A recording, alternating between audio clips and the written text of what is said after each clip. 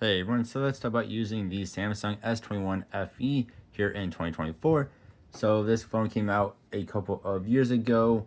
This is rocking a Snapdragon 888. It has 6 gigabytes of RAM, and this one I have here has 128 gigabytes of storage, 6.4-inch display. You can see it's actually almost, it almost takes up the entire front of this thing. There's very small bezels on it. It is a very nice display too. I mean, hopefully you guys can see this in the video, but on this background, it just looks really good. Like, even compared to newer flagship phones, I think this phone has a really good display on it. To me, it's just a really nice looking display. And again, it is 6.4 inches, which is nice. Now, this is a plastic back to it, but an aluminum frame, and then of course the glass front. And because of what it is made of, it's only 177 grams. So this thing is super light, even though it has, again, a 6.4-inch display, which is a decent sized display.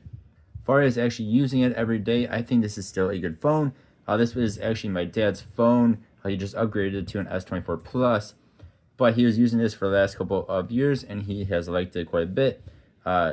His biggest thing is that the battery life is starting to go down on it, because again, it is a couple years old, and he uses it quite a bit every single day, and he wireless charges it every single night, which is not great for your battery over time. But as far as speed goes, see here, let's go to bestbuy.com. Let's go ahead and we'll hit the tab S9 here. I mean, you guys can see this thing is still pretty fast. Or just doing my speed test videos for YouTube, and this isn't that much slower than even say like the S24 Ultra or like the Pixel 9 Pro. It's pretty close to those until you get into like games. It's gonna be a little bit slower on, but in your everyday web browsing, your everyday opening up different apps that are not heavier apps like games, it is actually a rather quick device. Even in games like this Monster Hunter now, it's not that much slower than a lot of the new flagship phones. So here we are in a fight. There's really no lag to it either. Like, at least in Monster Hunter now here, it loads in nice and loads in nice and quick. We're not going to take down Magna Mello because I'm not going to be able to take it down. But yeah, then we're going like Roblox here. Again, it'll load in pretty quick. Go into Arsenal. Android phones have a lot of issues with Roblox just because they're not optimized. Roblox is not optimized on Android phones for whatever reason. They're still not. We go ahead and we'll put this into max graphics just to see how this does. There we go. And you can see we're actually hitting around 60 frames per second, which is insane because even like the new Google phones, which are very unoptimized, are nowhere near that. My 9 Pro XL, I think, was hitting 30s, 20s, and 30s. So this is actually pretty well optimized for Roblox, which is quite surprising again because a lot of the newer flagship phones, like from Google, are just not. We can see we're hitting around 60 frames per second, so that's really good in Roblox. Next, let's talk about the speakers. So they are nice and loud. Go ahead here.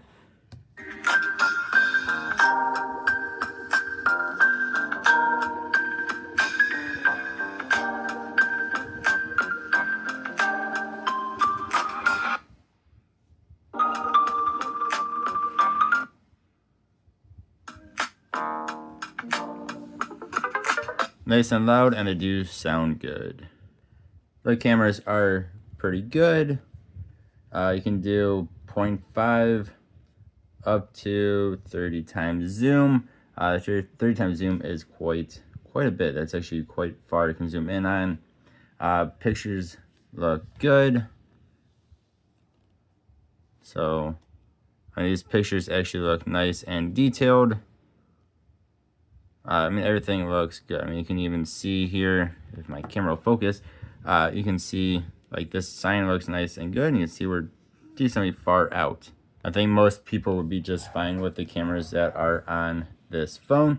Unless you're, very much into taking the best pictures ever. This has actually rather good photo taking possibilities, and of course video camera as well.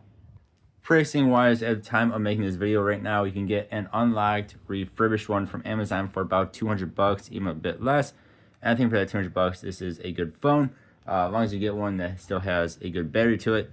So like I said, this one here, the battery kind of dies pretty quickly. Yeah, it dies pretty fast. I mean, it gets through the day, but it definitely starts to tank the more you use it.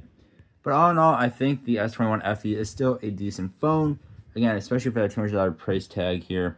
It is 5G, which is, of course, very much a good thing. And I mean, it's a phone I would still recommend. I think it's a very nice size, 6.4-inch display. Very good weight at 177 grams, especially considering how good size this phone is. All in all, I think this is a decent phone that most people would be happy with. But you all can let me know what you think, though. Thank you all for watching. I hope you all have a good one. See you guys next time. Goodbye.